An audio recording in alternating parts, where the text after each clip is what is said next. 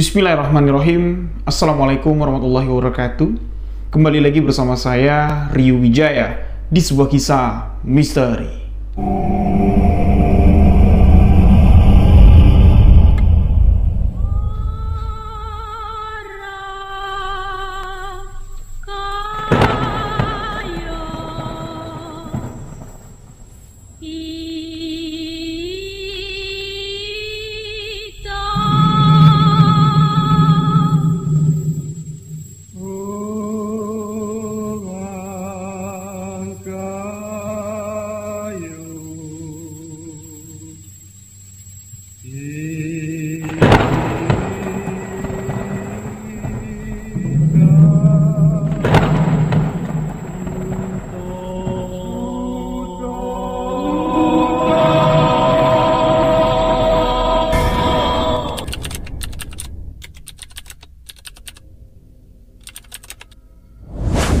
Di video kali ini, saya akan menceritakan sebuah kisah misteri yang mungkin sudah sahabat-sahabat tunggu-tunggu.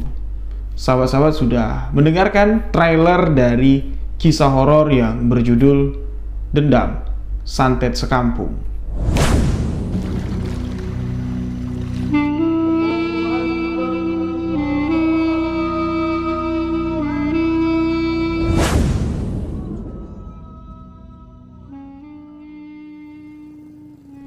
Kisah ini terjadi di awal tahun 1981 silam yang menceritakan satu keluarga yang membangkitkan arwah salah satu anggota keluarganya yang telah meninggal.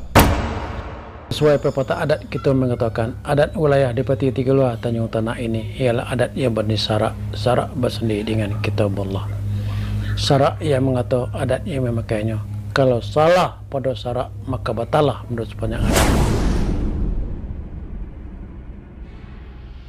Untuk mencapai ke titik santet dendam sekampung, seseorang yang melepas santet dendam sekampung ini harus merelakan melihat satu dari anggota keluarganya yang baru meninggal ini harus dibangkitkan dan harus tersiksa kembali di dunia ini dengan keinginan untuk membalas dendam.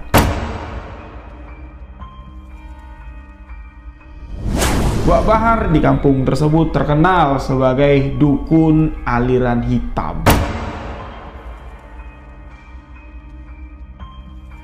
Pada suatu ketika pernah Wak Bahar di sini menghentikan orang yang sedang sembahyang Jumat.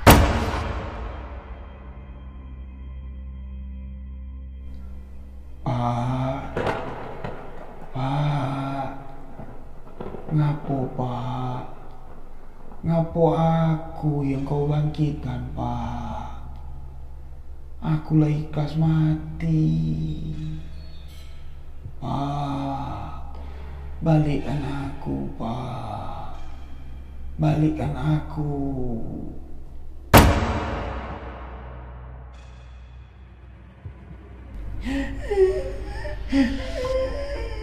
Sudahlah nak, sudah nak. Bahar bapak kau sudah mati. Hilangkanlah dendam kau nak, hilangkanlah. Bapak kau sudah mati. Siapa lagi yang kau inginkan mati? Aku, emakmu. Bunuhlah aku.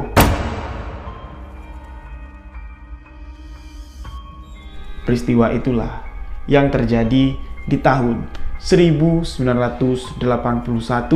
Peristiwa itulah yang menyebabkan kembali lagi cerita usang dari santet yang ada di Jambi yang sudah lama tidak terdengar, yaitu santet dendam sekampung.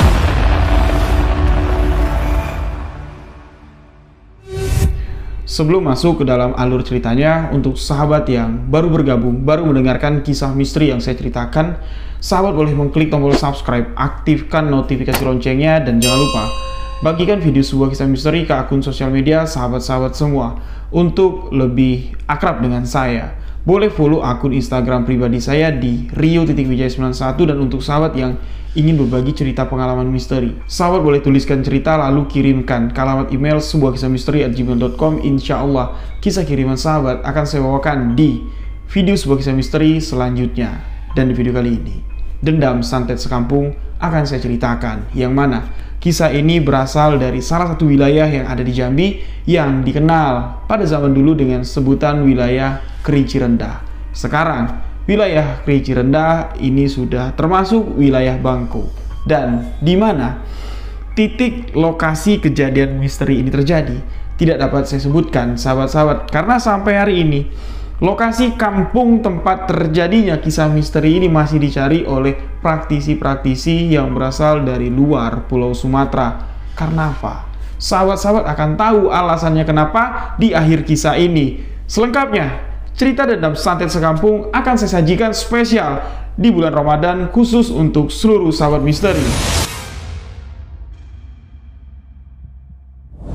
Mungkin tayangan di cerita misteri kali ini agak sedikit gaya-gayaan ya, sok-sokan, pakai spill trailer lah. Bukannya sok-sokan, bukannya apa, bukan mau sok, ya apalah. Tapi kami tim sebuah kisah misteri ingin menunjukkan keseriusan kami lagi untuk upload konsisten menyajikan cerita-cerita yang menarik untuk seluruh sahabat semuanya. Yang mana kisah Dendam Santet Sekampung ini seharusnya belum saya keluarkan di video kali ini atau di kesempatan kali ini, karena besar harapan saya kisah Dendam Santet Sekampung ini bukan hanya nanti akan saya ceritakan di storytelling di channel Riwijaya, namun saya pingin sedikit ada sesuatu yang baru dengan ada adegan lah atau dengan peranan lah dalam kisah ini, diperankan sebagai gambaran peristiwa yang terjadi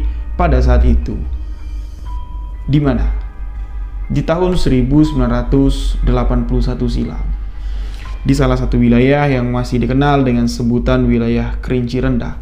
Tepatnya sekarang itu berada di Kabupaten Bangko. Pernah terjadi sebuah peristiwa yang cukup mengerikan dan sekaligus memilukan.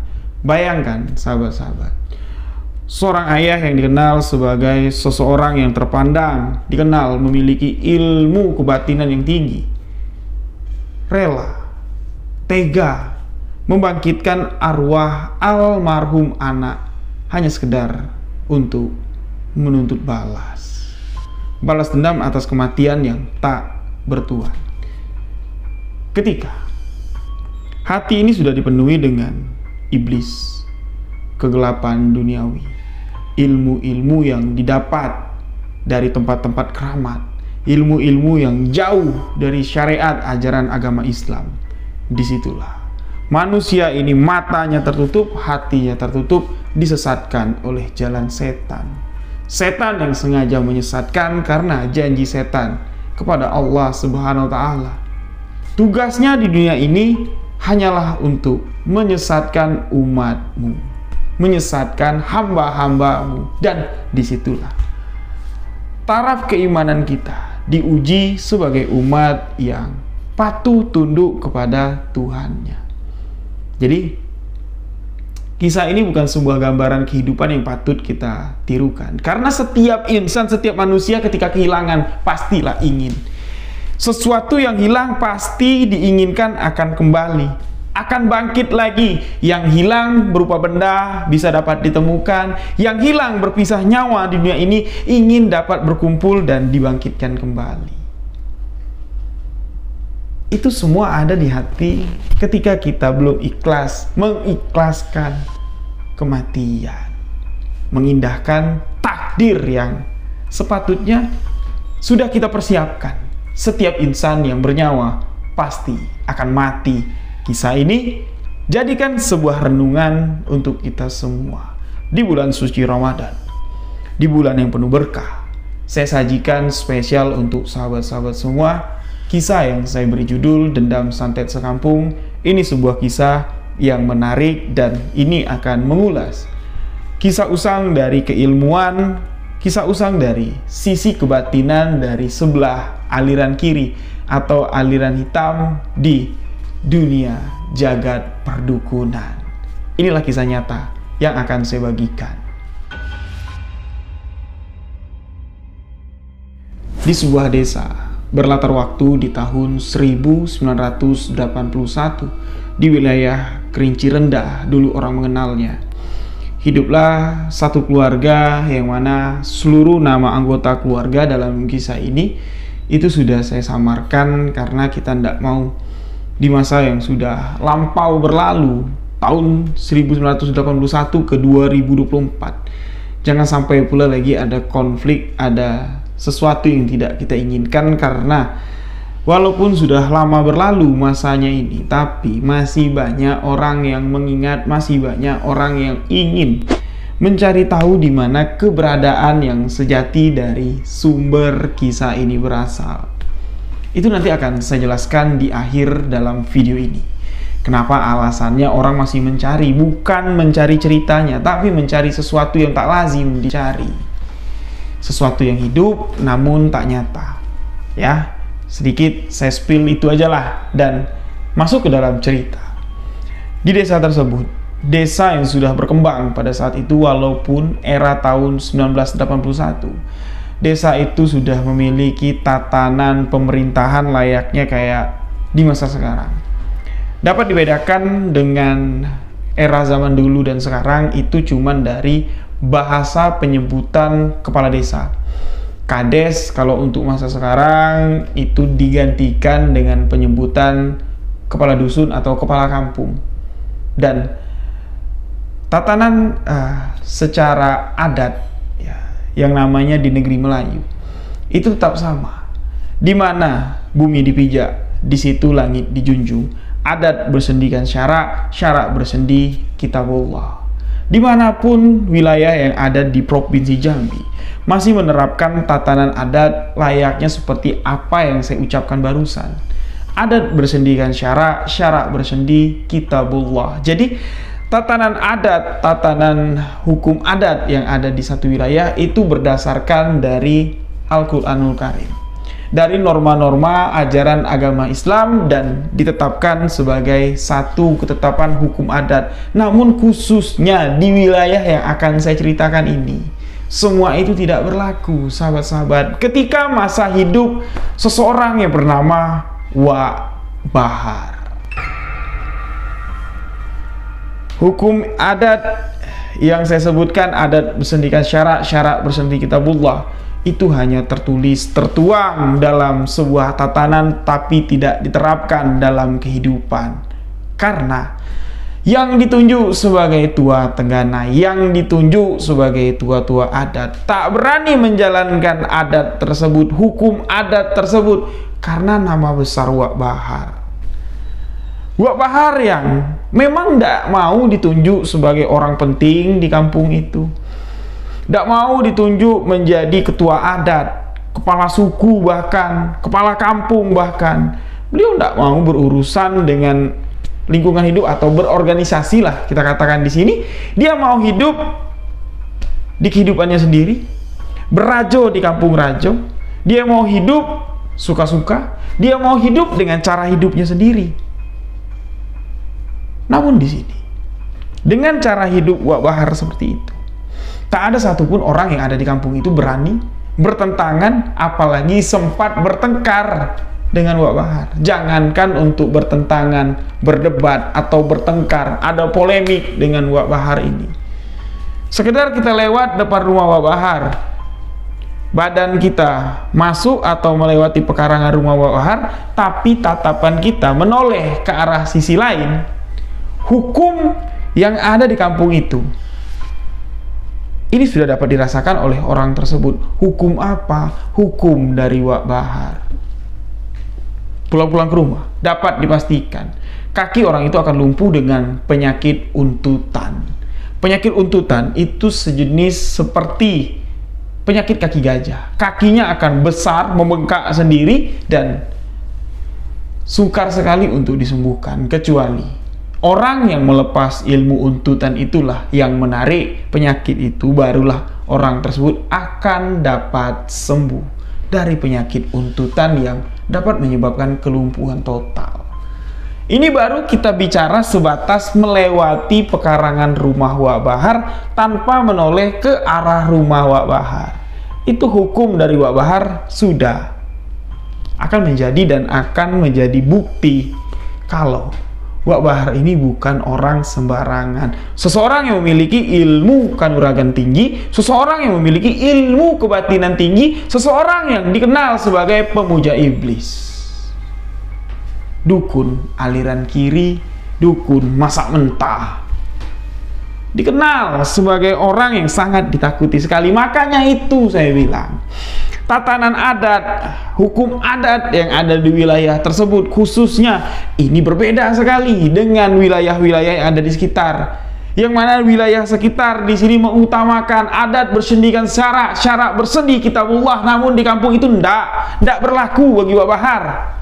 Jangan coba-coba ada acara tahlil, ada acara yasinan, kalau Wak Bahar tidak diundang, kalau Wak Bahar tidak didatangkan terlebih dahulu sebagai orang yang memberi izin di acara tersebut, jangan sampai terjadi acara berlangsung, tahlil berlangsung, Wak Bahar baru tahu di rumah si A ada tahlilan. Dapat dipastikan kalau ndak daging rendang atau opor ayam yang dimasak ini bisa loncat-loncat sendiri, daging itu bisa hidup sendiri, nasi yang di dalam hidangan atau nasi yang mau dimakan sama orang-orang yang pergi tahlil, pergi yasinan, itu keras layaknya batu, mentah. Jadi kalau ada yasinan, ada tahlilan, datanglah dulu orang yang punya hajat ke rumah Wak Bahar tadi. Wak, izin Wak, kami ini nak tahlilan, nak nyambut bulan suci Ramadan. Apa boleh Wak? Malam Jumat lagi Wak, kami nak yasinan. Kalau Wak Bahar bilang jangan, malam Jumat aku tidak bisa ke tempat kamu. Malam Jumat aku nak ngobati orang.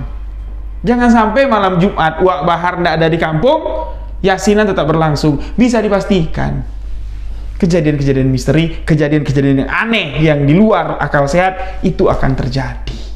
Itulah gambaran kesaktian kehebatan Wak Bahar. Makanya tua-tua adat, tua-tua Tenggana yang ada di sana tidak berani menetapkan pantang larang atau aturan yang ada di kampung tersebut berdasarkan adat bersendikan syarak bersendi kitabullah. Selagi Wak Bahar masih hidup, sungkar sekali itu dapat terrealisasi.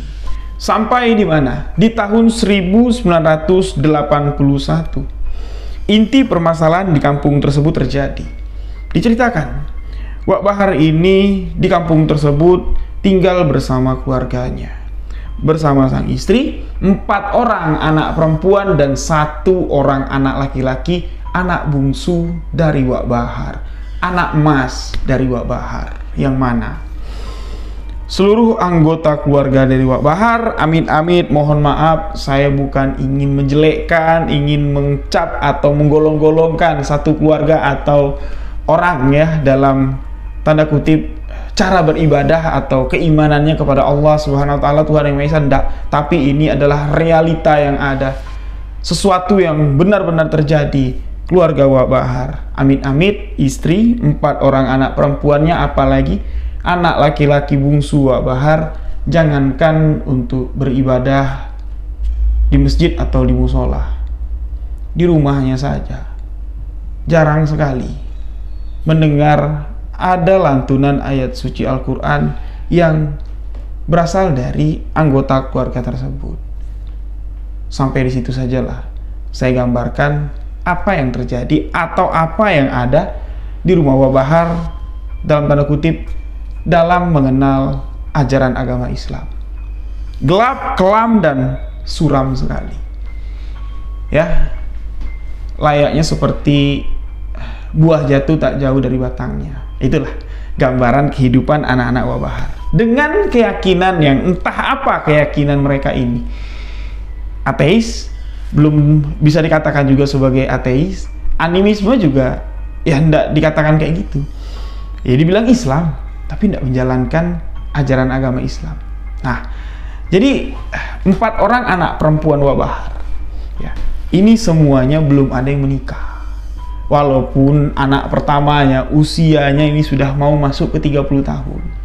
Bukan karena anak Wak Bahar ini buruk rupanya, ndak cantik, ndak elok, bukan. Karena ndak ada satu pun laki-laki yang berani mendekati anak-anak gadis Wak Bahar. Siapa yang mau berurusan dengan Wak Bahar? Macarin anak Wak Bahar, tahu-tahu anak Wak Bahar sakit hati, ya bisa-bisa mati. Anak laki-laki orang. Itulah yang menyebabkan sukar sekali 4 orang anak gadis Wak Bahar ini mendapatkan jodoh. Ada juga ya yang pernah dekat atau pacaran.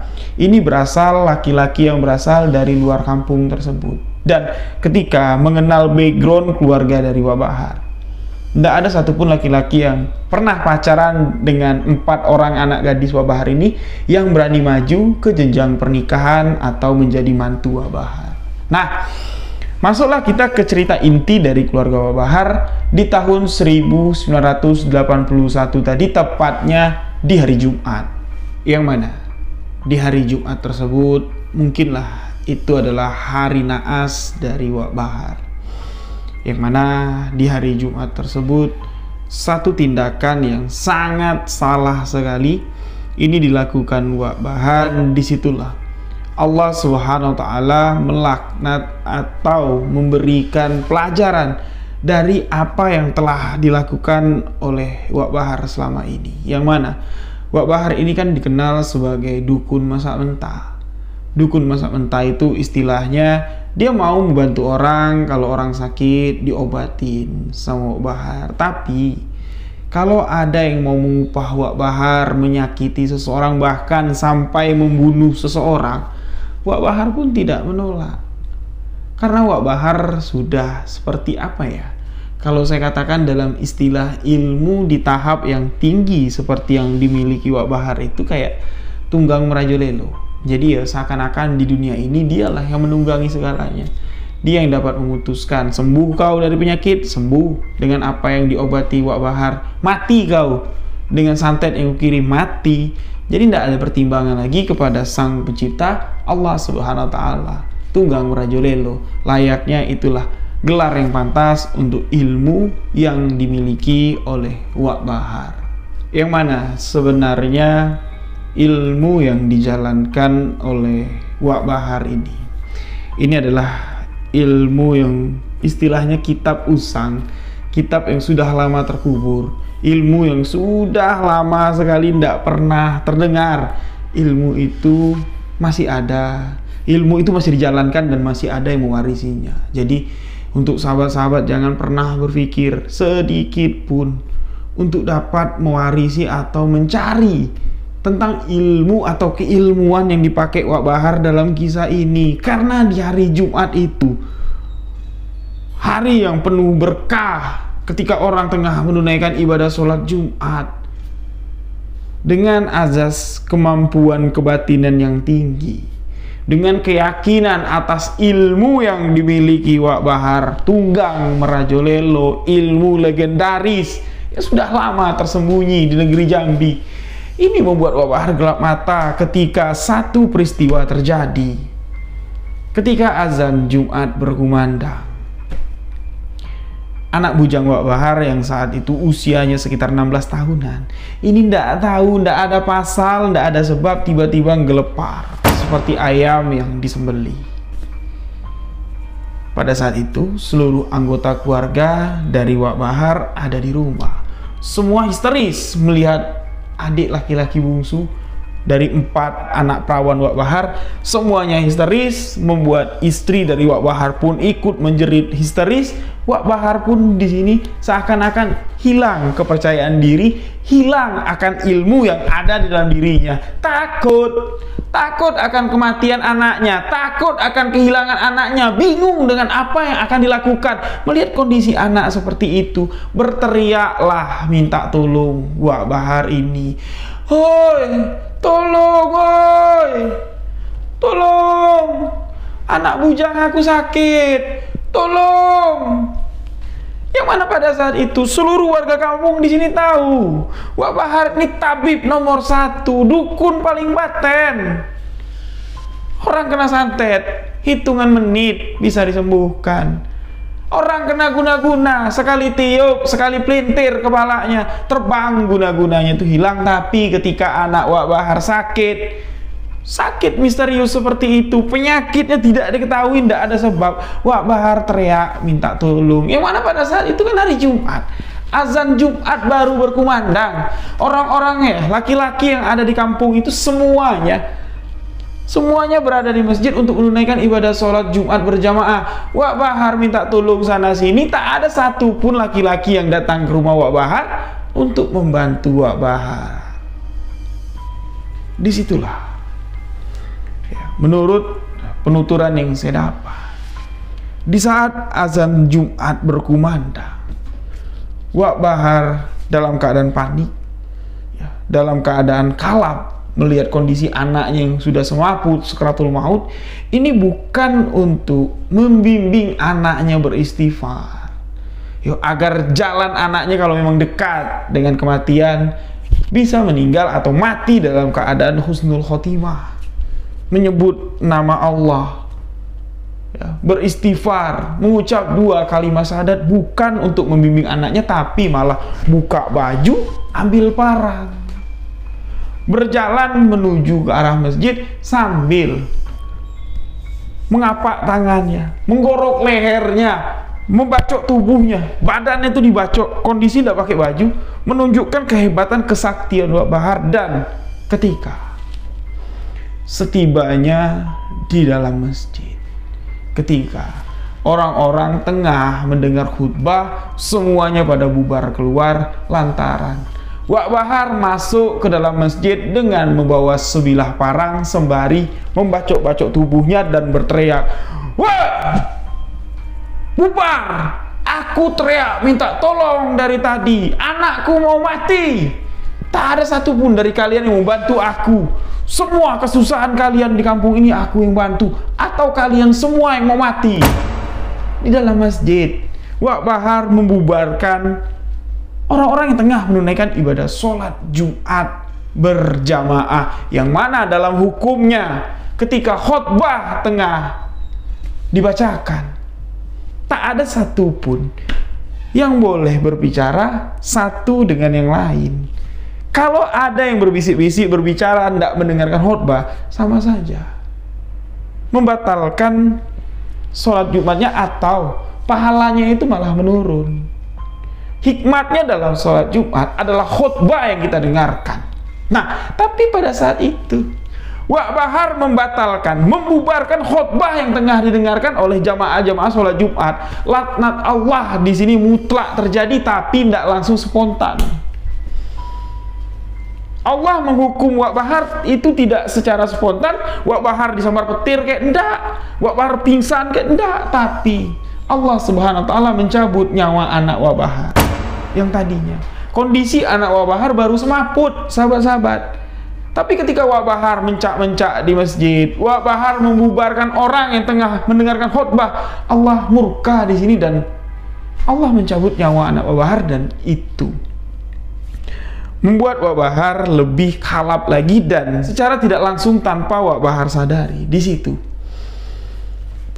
keagungan Wak Bahar, kehebatan Wak Bahar, ya, kesaktian Wak Bahar di situ telah dicabut oleh Allah Subhanahu wa Ta'ala, lantaran Wak Bahar sudah berlaku kurang ajar ya, atau berlebihan lah di sini. Yang tadinya seluruh warga kampung yang ada di sana tak ada satupun yang berani bertentangan ya, apalagi sempat mendebat atau lagi bertikai langsung dengan Wak Bahar. Tapi setelah kejadian itu, setelah anak Wak Bahar meninggal, kepercayaan publik lah istilahnya kalau bahasa sekarang ya, kepada Wak Bahar ini itu menurun 50%. Yang tadinya orang percaya Wak Bahar ini bisa mengobati segala penyakit, ketika orang mendengar anakku mati, kalian tidak ada yang bisa nolong, aku teriak minta tolong, tak ada satupun dari kalian yang mau menolong. Jadi istilahnya kayak gini, Allah di sini membuat mata sebagian penduduk yang ada di sana itu terbuka. Wah, berarti Bahar ini manusia seperti kita biasa. Bahar ini butuh pertolongan kita juga. Berarti untuk apa kita segan dengan Bahar? Untuk apa kita takut dengan Bahar? Toh juga anaknya mati, Bahar tak dapat mengobati. Nah, seakan-akan seperti itulah sahabat-sahabat pemikiran dari orang-orang kampung yang selama ini terkekang, terkungkung oleh kesaktian, kehebatan, ketakutan warga-warga dengan santet, dengan ilmu sihir yang dimiliki Bahar. Ini seakan-akan kayak hilang kayak gitu. Jadi sebagian warga di sini masih takut, masih manut sama si Wak Bahar ini. Sebagian sudah berpikir lebih jernih dan rasional lagi. Mereka mencibir, berkata seperti ini, Wak, kalau anak Wak mati tanpa Wak bisa mengobati, Wak masih minta pertolongan dengan kami, berarti Wak sama aja kayak kami. Wak tidak mampu juga berarti untuk mengatasi permasalahan Wak sendiri. Dengan realita yang diterima Wak Bahar seperti itu, setelah menerima kematian anak, kepercayaan publik hilang 50%, di sini membuat Wak Bahar semakin sakit hati, semakin dendam, dan terucaplah dari lisan Wak Bahar, baiklah kalau kalian menganggap aku seperti itu. Baiklah kalau kalian menganggapku seperti ini. Aku yakin satu di antara kalian yang ada di sini bertanggung jawab atas kematian anakku. Baiklah untuk mencari tahu siapa yang bertanggung jawab atas kematian anakku. Pusaka leluhur akan kukeluarkan. Anakku akan mencari siapa yang bertanggung jawab atas kematiannya. Tunggu. Tunggu azab kalian. Tunggu kutukanku. Wak Bahar ngomong seperti itu. Yang mana? Posisi Wak Bahar itu berada di rumah duka, di samping jenazah anaknya yang sudah terbujur kaku. Dan ada satu orang yang mengamati peristiwa ini. Ya, ialah yang menjadi kunci narasumber sampai saya mendapatkan cerita sedetail ini. Namanya tidak saya samarkan, namanya atau karakternya tidak saya timbulkan di sini. Takutnya nanti ya tergambarlah atau tersiratlah sosok yang sengaja saya sembunyikan ini.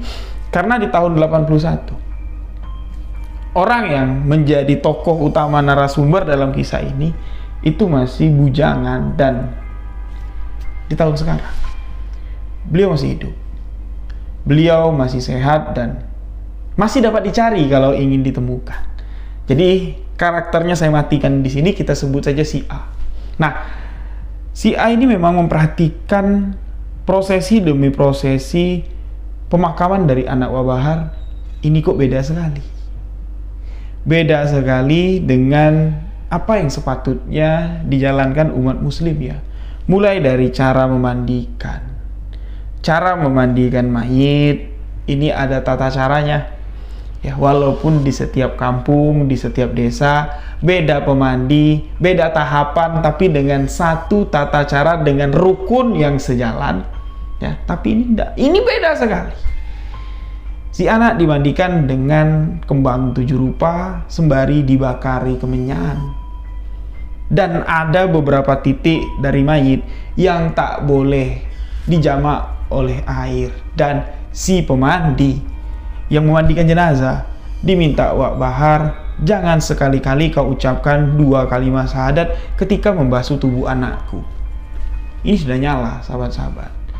Yang mana seorang pemandi jenazah itu pertama kali sebelum menyentuh mayit beristighfar dulu. Astaghfirullahaladzim, astaghfirullahaladzim, asyhadu an la ilaha illallah wa asyhadu anna muhammadar rasulullah. Bersaksi bahwa tiada Tuhan selain Allah dan Nabi Muhammad utusan Allah. Bersaksi mayit ini adalah kaum muslimin. Memandikan jenazah kaum muslimin sebagai bukan kewajiban lagi, tapi keharusan sesama muslimin memakamkan secara layak bagi sesama muslimin. Jadi itu tidak boleh dilakukan sama Wak Bahar. Jangan kau ucapkan 2 kalimat syahadat. Jangan kau basahi bagian telapak kakinya. Jangan kau jamak. Jamak itu dalam arti kata ya disucikan ya. Dibersihkan, disucikan, memang betul-betul dibersihkan. Telapak kakinya tidak boleh disentuh. Telapak tangannya apalagi. Jadi boleh batas pergelangan-pergelangan aja. Bagian leher, ke atas, muka itu tidak boleh dibasuh. Jadi bagian leher, dada, dengkul, nah batas mata kaki itu tidak boleh dibasuh lagi. Dan disaksikan oleh si A ini ketika dikafanin anak Wak Bahar ini, ya, bujang tanggung umur 16 tahun ini, itu disaksikan oleh si A dan disaksikan juga oleh anggota keluarga.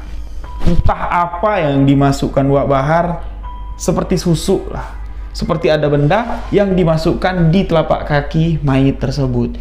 Yang mana ketika mayit sudah meninggal, orang sudah jadi jenazah, ini kan telapak kakinya kayak gini sahabat, turun ke bawah lurus kayak gini. Kalau kita yang masih hidup, berdiri kayak gini ya, nah ini telapak kakinya kan turun kayak gini, udah terbujur kaku lah bahasanya.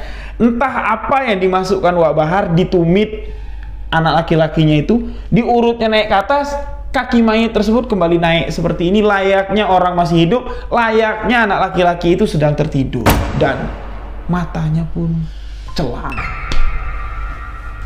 Mayit yang sudah tertutup matanya, sudah dimandikan, tiba-tiba saja kakinya diurut naik ke atas, matanya celang. Matanya kebuka, melotot seakan-akan hidup lagi. Na'udzubillahi min dzalik. Entah apa yang dilakukan Wak Bahar kepada mayit tersebut. Tapi tidak ada banyak orang yang perhatikan, dan ditutuplah kafanannya. Dipoconginlah dengan posisi kaki yang masih berdiri. Dimakamkanlah anak Wak Bahar tanpa ada talqin yang dibacakan, tanpa diazanin liang kuburnya. Diuruklah tanahnya, nangislah saudari-saudarinya, ibunya pun nangis, tapi Wak Bahar masih berdiri tegak, menatap seluruh orang yang mengantar ke liang lahat penuh dengan dendam. Dan sekiranya apa yang akan terjadi setelah prosesi pemakaman berakhir? Apa yang akan terjadi kepada mayit yang telah diberikan syarat oleh seorang dukun ilmu hitam, bapaknya sendiri yang dikenal dengan nama Wak Bahar?